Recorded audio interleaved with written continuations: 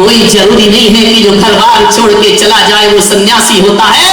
सन्यासियों का आनंद तो घर बैठकर भी प्राप्त किया जाता है, घर बैठकर भी अपने उस आनंद को, उस बुढ़िया में इतना संतोष। मैंने कहा अम्मा जी क्या पढ़ाती हो? बोले द्रव्य संग्रह तत्व सूत्र 6 धारा। मैंने कहा अम्मा जी तुम पढ़ी लिखी कहां तक हो? बोले 1 क्लास भी नहीं। देखिए जो कभी स्कूल नहीं गई। मैंने कहा अम्मा जी जब स्कूल नहीं गई तो पढ़ाती कैसे हो संस्कृत, ये तत्वासूत्र कैसे पढ़ाती हो? बोले महाराज मेरे पिताजी पुराने ख्याल के थे, उन्होंने मेरी सारी शिक्षा घर पर ही कराई, लेकिन वो इस तरह के व्यक्ति थे कि उन्होंने मुझे पढ़ना तो सिखाया, लिखना नहीं सिखाया। उनका ऐसा कैसे हो सकता है? बोले मैं पढ़ सकती हूँ, लिख नहीं सकती हूँ। मैंने कहा 21वीं सदी में ऐसे भी लोग, हम तो बिना लिखे पढ़ ही नहीं पाए। और ये कहती है मैं पढ़ी हूं लेकिन लिखी, मेरे पिता ने मुझे लिखना नहीं सिखाया। मैंने कहा क्यों? बोले मेरे पिताजी अक्सर कहते थे बेटी तू पढ़ना जितना सीखना है मैं सिखा दूंगा, कलम मत पकड़ना कभी जिंदगी में। आज भी पेंशन लेने जाती हो तो अंगूठा लगाती हो, मैं अपना नाम नहीं लिख पाती लेकिन पढ़ लेती हूँ कि लिखा। बड़ी अजीब शिक्षा है। मैंने कहा ऐसा क्यों किया तुम्हारे पिताजी ने?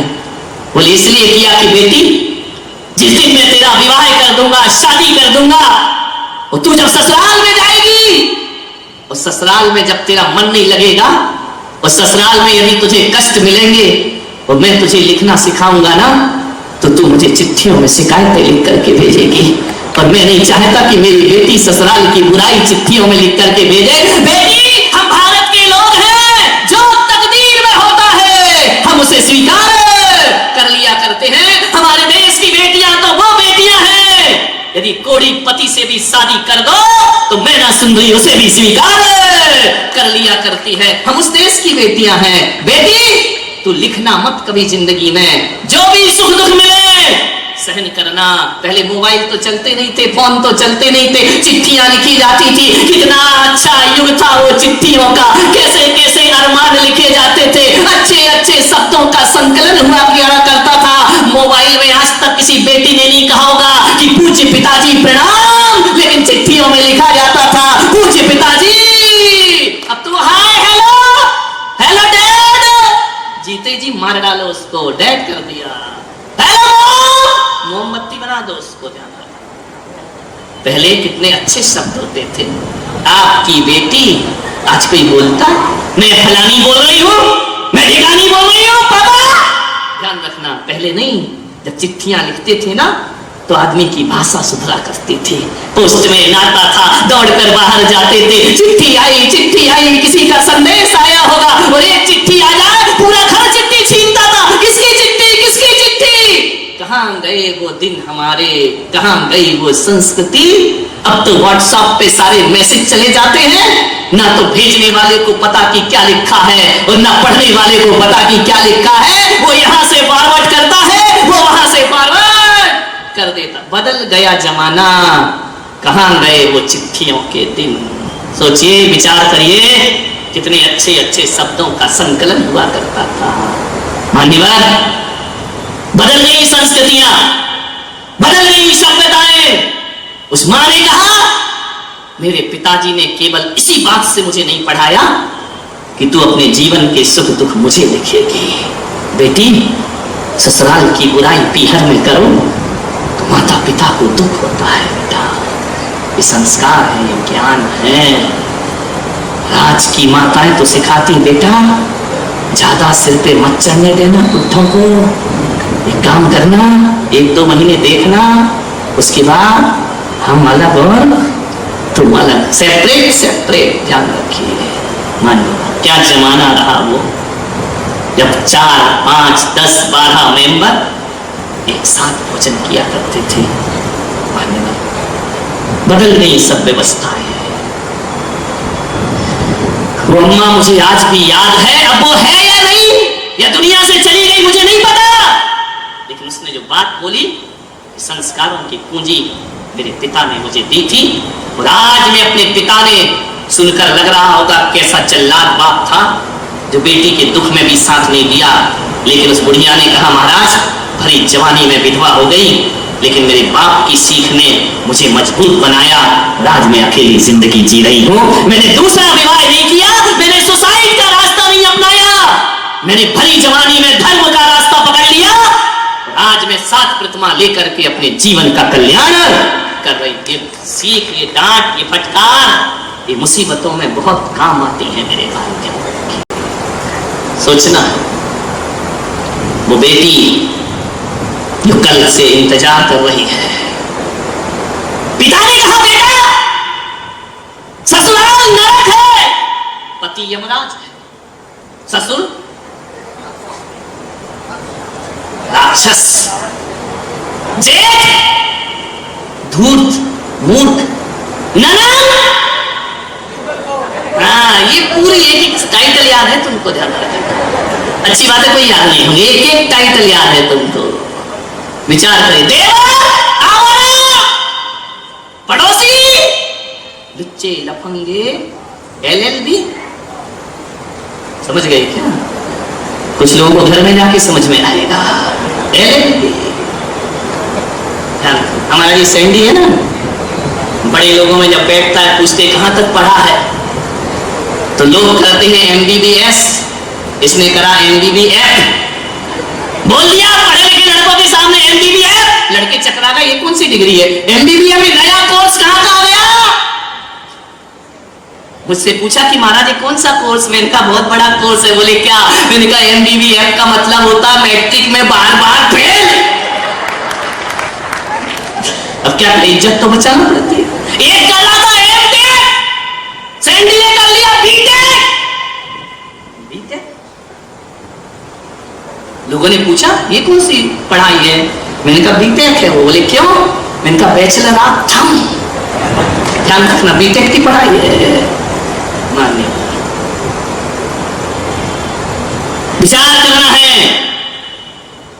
उस लड़की से पिता ने कहा, बेटा अपने यहां एक महाराज का चातुर्मास चल रहा है, यदि तेरी ससुराल तेरी मुट्ठी में आ जाए तो तू ससुराल जाएगी? उसने कहा हाँ पिताजी जाऊंगी। मैं चाहती क्या हूं? हुकूमत मुझे प्राप्त, पूरा घर मेरे इशारों पे चले, हर कोई मुझे पूछे, हर कोई मेरा निर्णय ले। पिताजी ने कहा कोई बड़ी बात नहीं है बेटा, बहुत छोटी सी बात है। छोटी सी बात है? वहां तो कोई मुझे लिफ्ट ही नहीं देता है। अरे बोले लिफ्ट छोड़ बेटा, जो मैं कह रहा हूं वो कर, तुझे गिफ्ट मिलेगी। गिफ्ट मिलेगी? बोले हाँ। क्या करना पिताजी? ससुराल जाना, बस 6 महीने, ओनली 6 महीने, किसी को जवाब मत देना और जिद मत करना। ठीक है पिताजी, लेकिन एक बात याद रखना, 6 महीने में एक दिन भी ज्यादा नहीं चलेगा। 6 महीने का मतलब उसके बाद राष्ट्रपति शासन लागू हो जाएगा, ध्यान रखना। उसने कहा बेटा तू जा। बोले मंत्र में जपूंगा, लेकिन एक भी दिन तूने जवाब दे दिया, गुस्सा कर लिया, मेरी 6 महीने की साधना मिट्टी में मिल जाएगी, फिर 99 पे सांप डसेगा और हम लौट कर नीचे। उसने कहा पिताजी चिंता मत करो, मैं कर लूंगी ये साधना, 6 महीने की तो बात है, फिर बताती हूं मैं क्या होता है रुतबा। बोले जा। बोले आपकी औलाद हूं। अरे बोले जा बेटा, शेर की तरह रहना, शेरनी की तरह। जाकर के छोड़ के आए। जैसे ही पहुंचे घर में, जैसे ही इसको देखा, अरे सास ने कहा आ गई कलमुही, फिर घर में कलह होगी। लड़के की बाप ने कहा माता जी ये मेरी बेटी 6 महीने में अब ऐसा नहीं करेगी जो आपको शिकायत। बोले नहीं, ये नहीं सुधरने वाली जिंदगी में। पिता ने कहा एक मौका दीजिए। लड़की का बाप था, लाचार था, क्या करे। माता जी एक मौका दीजिए, इस लड़की को, जीवन मत बिगाड़ो उसका। बोले अरे इसका जीवन क्या, इसने तो हमारे घर के 5 मेंबरों का जीवन बिगाड़ रखा है। बोले अम्मा जी आप सही कह रही हैं, एक मौका। अम्मा ने कहा ठीक है। पिता ने उसको छोड़ा, घर गया। लड़की जो 8 बजे उठती थी 6 बजे उठ गई। उठी, किचन में गई, खटर पटर शुरू हो गया। अम्मा ने अपनी बेटी से कहा बेटी देख किचन में बिल्ली है क्या? अरे बेटी गई, बोले नहीं बिल्ली नहीं है। बोले कौन है?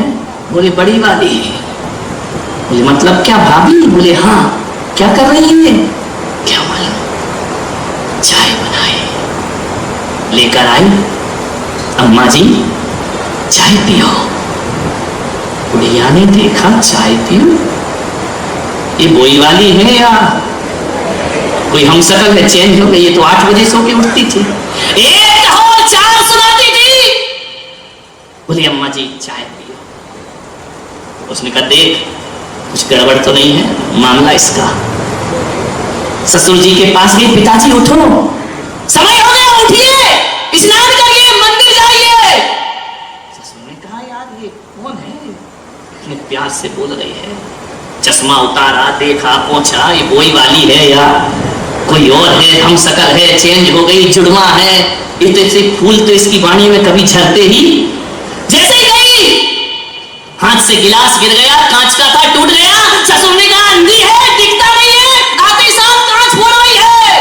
उसने कहा बुढ़े बंधी हूं सिंहासन से, 6 महीने की बात नहीं, वे कांच तेरे सिर पे फोड़ती रहे। लेकिन उसने बनावटी चेहरा, पिताजी सॉरी मैं आगे से ध्यान रखूंगी, मुझे माफ कर दो, अब गलती ऐसी नहीं होगी। ससुर ने कहा ये कैसा बोल रही है, गलती नहीं होगी। कुछ दिन बीते, 15 दिन हुए। धीरे धीरे सास ने देखा ये तो पूरी चेंज है, न किसी को जवाब देती, न रूखा बोलती, समय से नाश्ता बनाती, समय से भोजन बनाती। ध्यान रखना मान्यवर बेटियों से निवेदन है, क्या चाहते हैं सास ससुर, सब काम समय पे कर दो। जो समय का महत्व नहीं समझते उनको पूरा दिन लगता है और काम भी नहीं होता है। यदि एक टाइम टेबल बनाओ, इतने बजे चाय, इतने बजे नाश्ता, इतने बजे भोजन, तो मैं कहूंगा ये छोटे दिन भी तुम्हें बहुत बड़े दिन लगेंगे। अनुशासन से जियो, डिसिप्लिन से जियो। रोज सुबह उठ करके चार्ट बनाओ, एक कागज पेन लेकर के, कितने बजे मुझे क्या करना है, कितने बजे मुझे क्या करना है, कब मुझे मंदिर जाना है, कब मुझे पूजन करना है, कितने बजे भोजन बनाना है।